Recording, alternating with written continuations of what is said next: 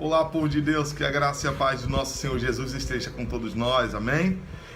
Hoje nós vamos dar continuidade à série de mensagens sobre o profeta Elias. Na semana passada nós vimos como que esse homem de Deus, ousado, cheio do Espírito Santo, na direção de Deus, ele se prontificou a exaltar o nome de Deus por meio da sua vida. Nós vimos na semana passada Elias apresentando-se diante de uma situação onde o rei Acabe e a sua esposa Jezabel já tinham matado os profetas, já tinha um período anterior a Acabe, um período histórico muito difícil em termos de reis, aonde a gente viu que os reis fizeram o que era mal aos olhos do Senhor, somente o rei Asa que fez a vontade de Deus, que fez conforme a palavra do Senhor. Elias aparece no momento em que Acabe está reinando. Elias, então, nós vimos que ele orou para que não chovesse, e a Bíblia diz que durante 3 anos e meio não choveu. Porém, esse homem foge para o ribeiro de Querite, e nós vimos o estudo na semana passada. Na lição de hoje nós vamos dar continuidade a essa série, e o texto de hoje está em 1 Reis, no capítulo número 17, versículo 8 em diante. Diz assim: E veio-lhe então a palavra do Senhor dizendo: Levanta-te, vai para Sarepta, que pertence a Sidom, e habita ali. Eis que eu ordenei a uma mulher viúva ali que te sustente. Amém? Agora Elias sai do ribeiro de Querite, porque o ribeiro seca, e o Senhor dá uma palavra para Elias: vai para a casa de uma viúva que está em Sarepta, e ali eu já ordenei a essa mulher que te sustente. Vamos aprender um pouco na palavra de Deus sobre isso hoje. Meus amados irmãos, primeiro nós precisamos entender como que vivia uma viúva nos tempos bíblicos, Antigo Testamento e, consequentemente, Novo Testamento. No Antigo Testamento, além da angústia que acompanhava a viuvez, a perda da proteção legal do esposo colocava a viúva em situação de pobreza e penúria. Caso o marido deixasse alguma dívida, a viúva era obrigada a assumir os compromissos financeiros do faltoso, o que implicava às vezes na venda dos bens, da entrega dos filhos à servidão e a todo tipo de exploração da parte dos credores. Em Deuteronômio 10, versículo 18, vai falar que o estado de penúria da viúva é declarado e é explícito nesse texto. Falta pão e vestido, elementos básicos à vida e à dignidade humana, enquanto em Jó é denunciado o pecado de se levar da viúva o único boi como penhor. Jó 24, 3. Vamos entender agora como que isso acontecia. Todavia, a viúva israelita não usufruía de nenhum direito de sucessão, e a herança passava completamente para os filhos ou filhas do falecido. Aqui, um dos fundamentos pelos quais os filhos devem honrar os pais, que inclui necessariamente a mãe viúva.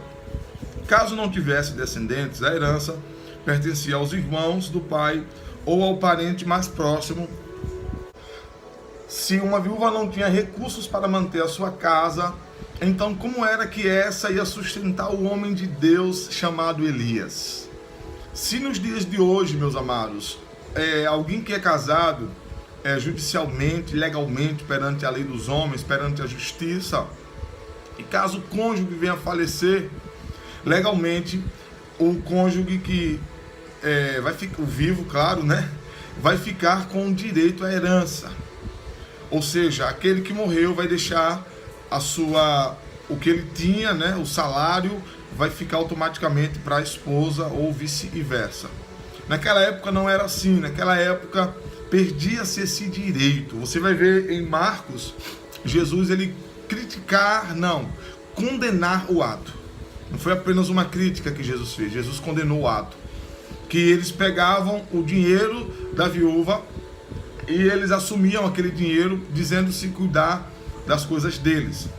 O que Jesus disse, isso é ilícito, porque vocês não vão cuidar do órfão nem da viúva, está usando essa lei para justificar a sua intenção. Então a viúva não tinha condições, era o filho que trabalhava para sustentar a casa.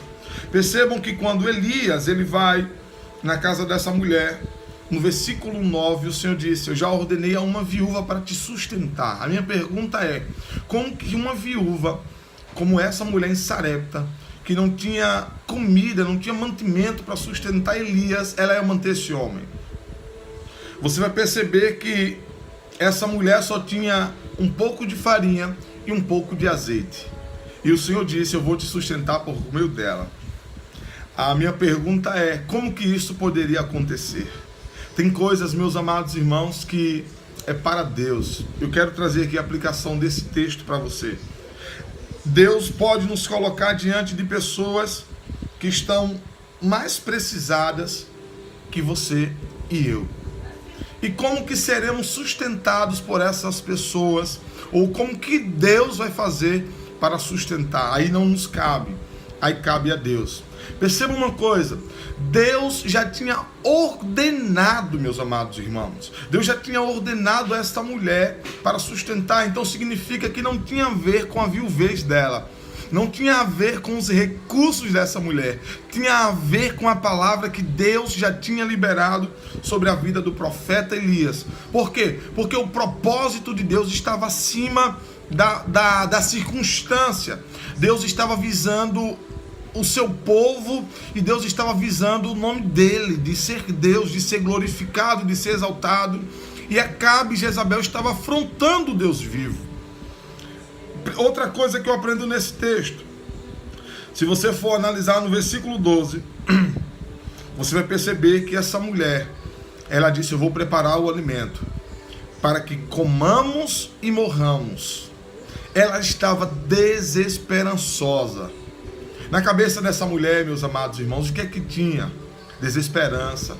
Na cabeça dessa mulher não tinha mais a alegria de viver, porque ela já estava dentro de si desesperançosa.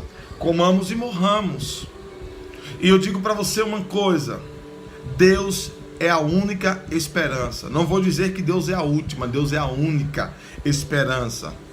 Enquanto uns confiam em carros e outros confiam em cavalos, nós faremos menção, nós confiaremos no Senhor que fez os céus e a terra. Quando a nossa esperança está em Deus, Deus não vai se limitar à circunstância. Deus não vai medir o poder dele mediante as circunstâncias terrenas. Não, porque Deus tem poder de abrir portas até onde não tem parede. Deus tem poder de fazer coisas que para a visão humana é impossível. Conhece alguém que a medicina já desenganou? Conhece alguém que para a visão humana não tinha mais jeito para restaurar a saúde e Deus restaurou? Eu conheço, porque Deus é fiel. Olha que interessante, não tinha a ver com a desesperança da mulher, segundo fala o versículo 12. Tinha a ver com a palavra que Deus tinha ordenado no versículo 9.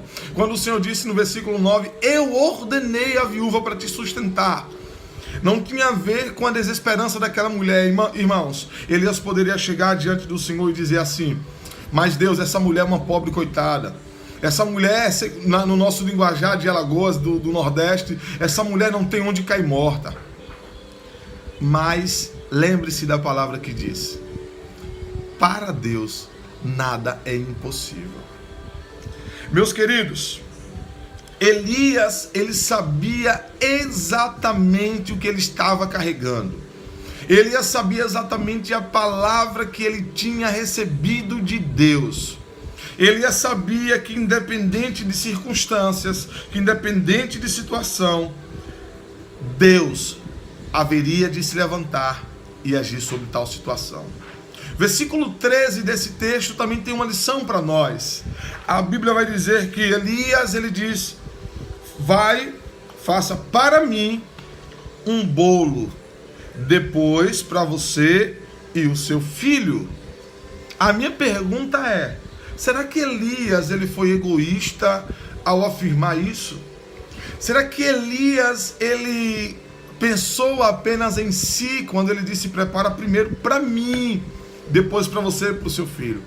Eu tenho uma pergunta: será que se fosse a gente que estivesse na situação daquela mulher, será que nós prepararíamos primeiro para Elias, depois para a gente e os nossos filhos? Ou nós dizíamos assim: é claro que se eu já estou desesperançoso, se eu vou comer e morrer, como a mulher afirmou no versículo 12, por que eu vou servir para esse homem?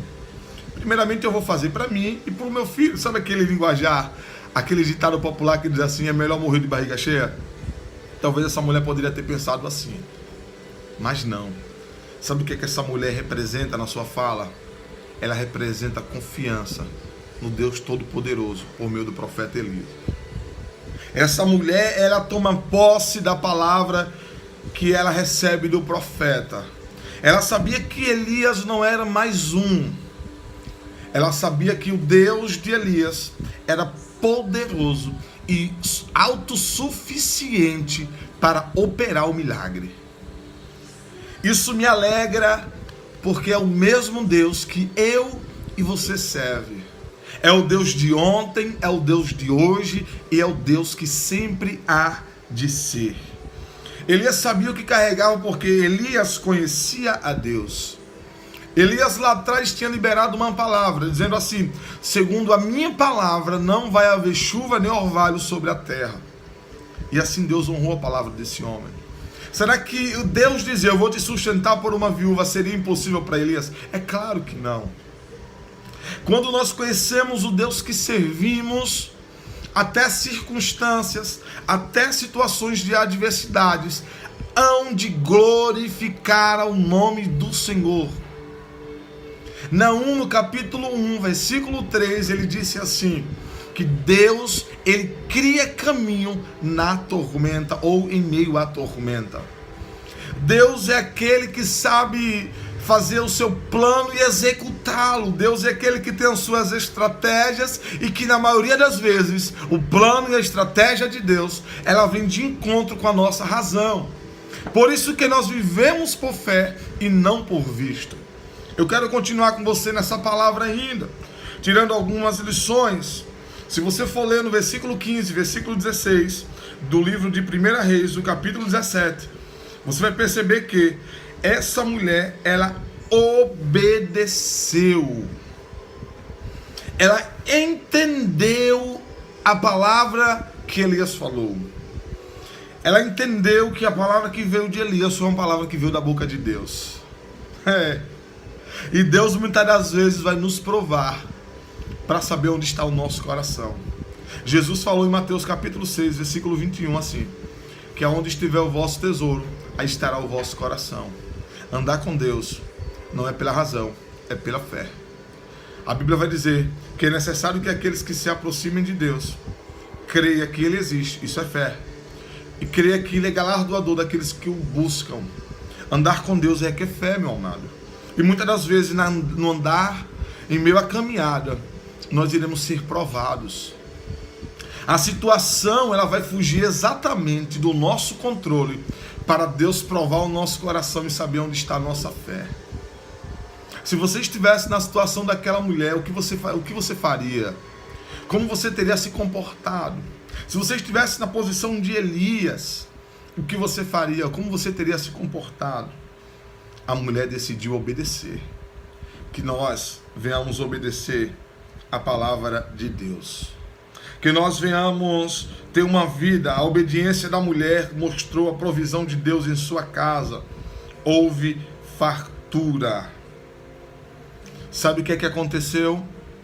Quando essa mulher foi preparar, Elias lançou uma palavra sobre essa casa. Elias disse, olha o que aqui diz, 1 Reis, no capítulo 17, versículo 14. Olha a palavra que esse homem de Deus libera, meus queridos. Pois assim diz o Senhor Deus de Israel: a farinha da vasilha não se acabará, e o azeite da botija não faltará, até o dia em que o Senhor der chuva sobre a terra. Sabe o que é que Elias está dizendo aqui? Está em tempo de escassez.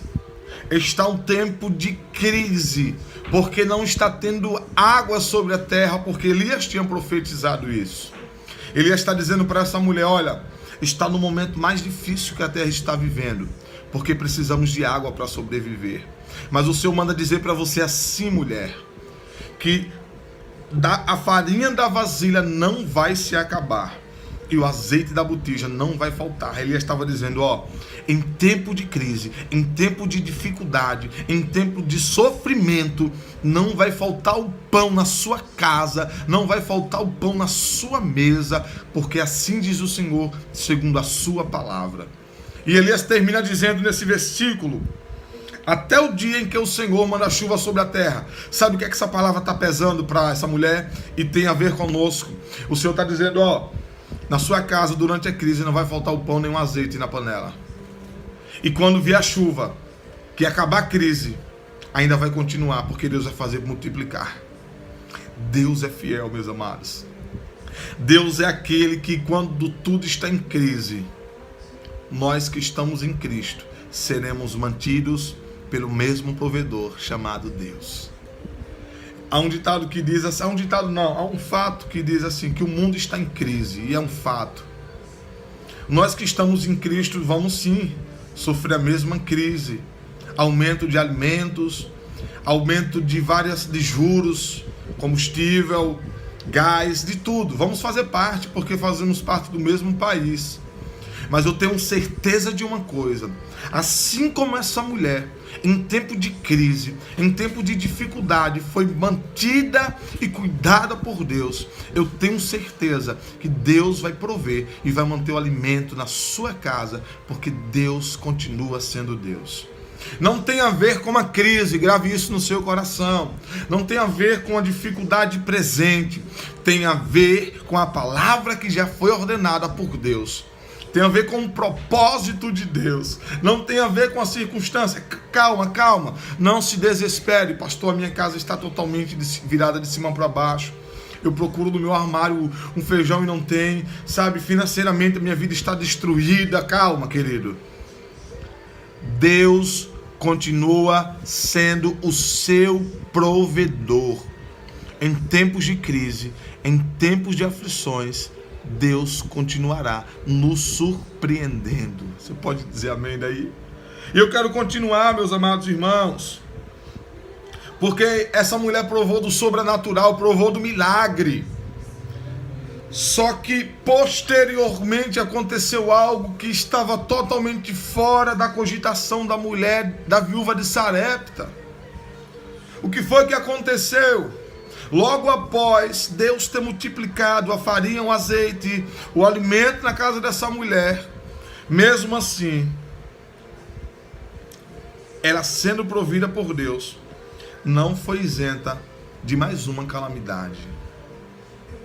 No versículo 17, você vai perceber que o seu filho adoece, e o filho dessa mulher adoeceu, e ele foi a óbito. Meu Deus, que situação.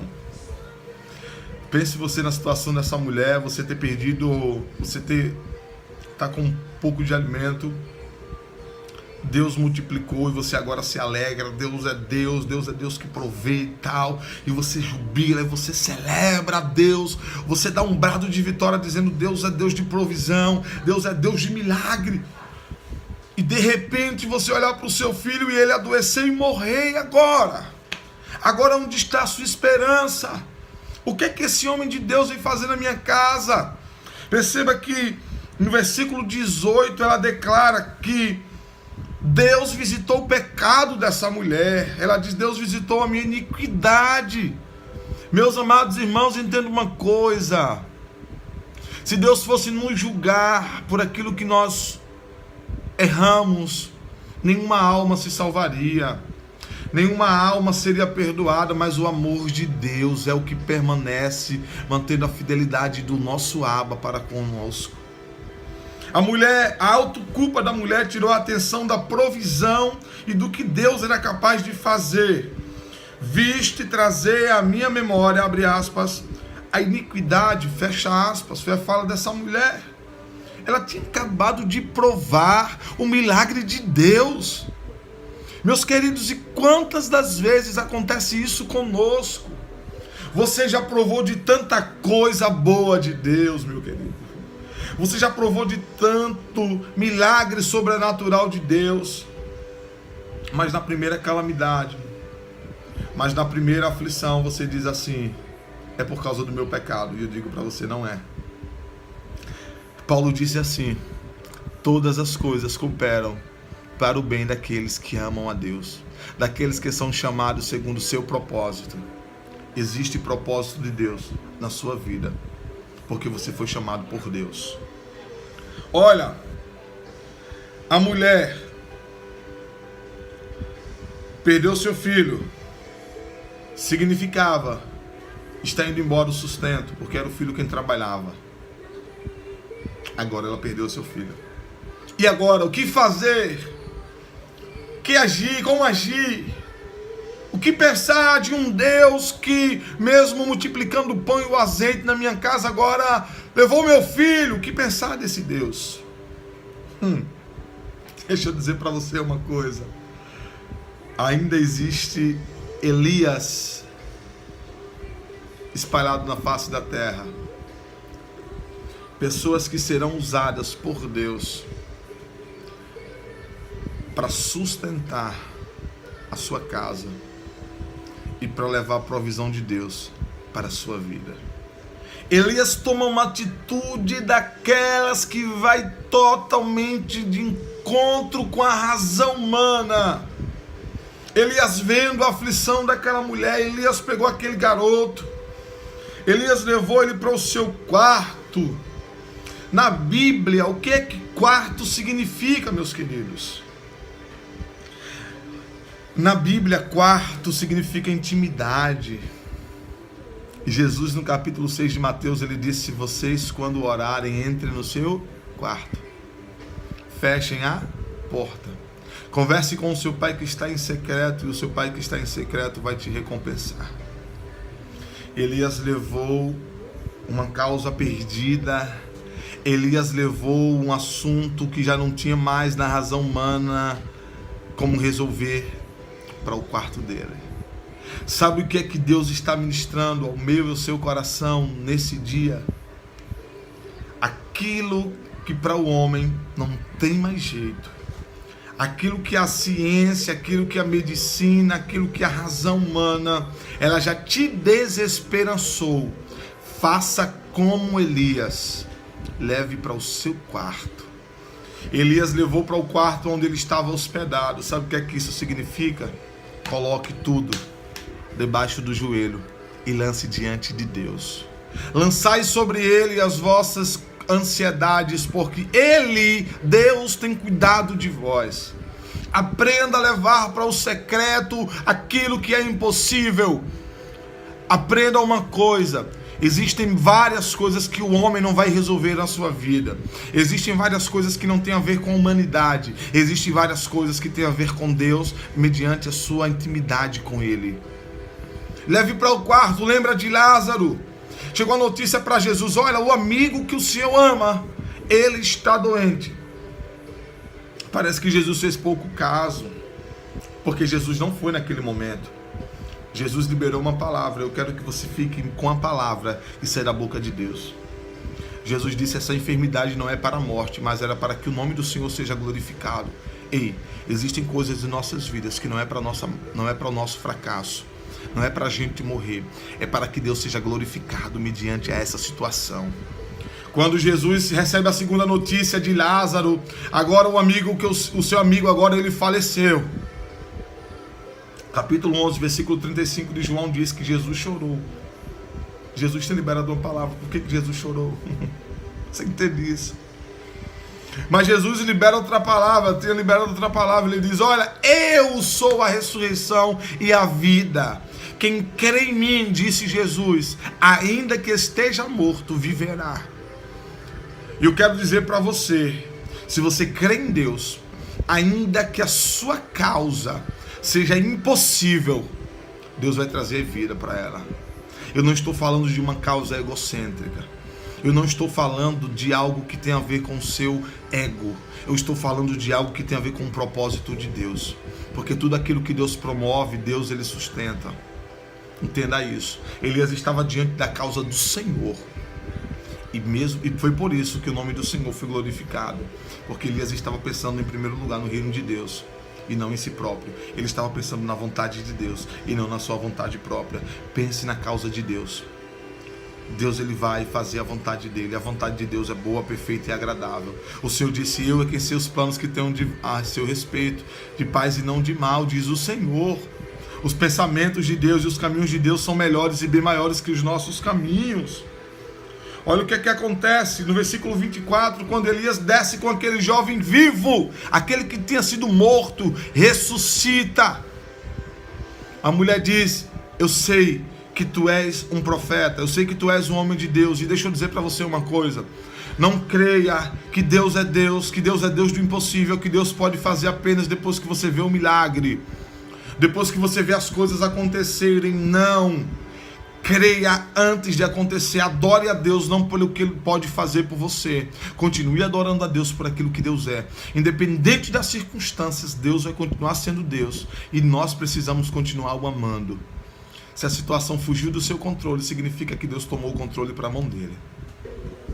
Eu quero pedir a Deus que Deus te abençoe no dia de hoje, e que essa palavra ela venha encher o seu coração de esperança e de confiança no Senhor Deus Todo-Poderoso. Assim como Deus levantou na primeira lição que vimos um corvo para sustentar Elias com pão e carne, e tinha um ribeiro para Elias tomar água, o ribeiro secou, mesmo assim Deus levantou uma viúva para sustentar Elias. Agora Elias foi sustentado mediante uma mulher. Foi Deus que sustentou Elias por meio de uma mulher. A casa daquela mulher, ela não faltou pão nem um azeite, e a casa daquela mulher provou da ressurreição de Deus sobre aquela vida. Agora nós vamos ter na semana que vem, e eu quero que vocês estejam conosco, a terceira lição da semana que vem. Nós vamos ver agora que Elias agora é o perturbador de Israel.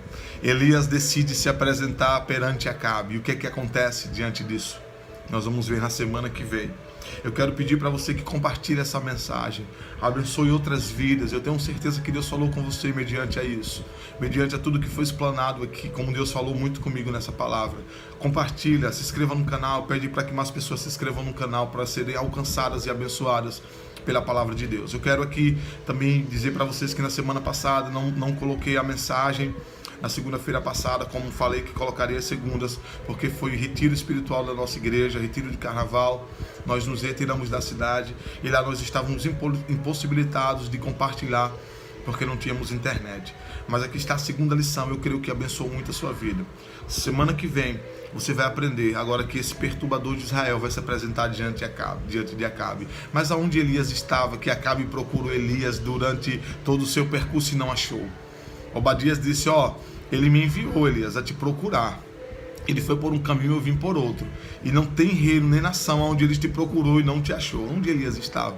Elias estava guardado por Deus, assim como nós estamos. E nós vamos aprender isso na semana que vem, na nossa terceira série sobre o profeta Elias e o cuidado de Deus. Que Deus vos abençoe em nome de Jesus. Forte abraço.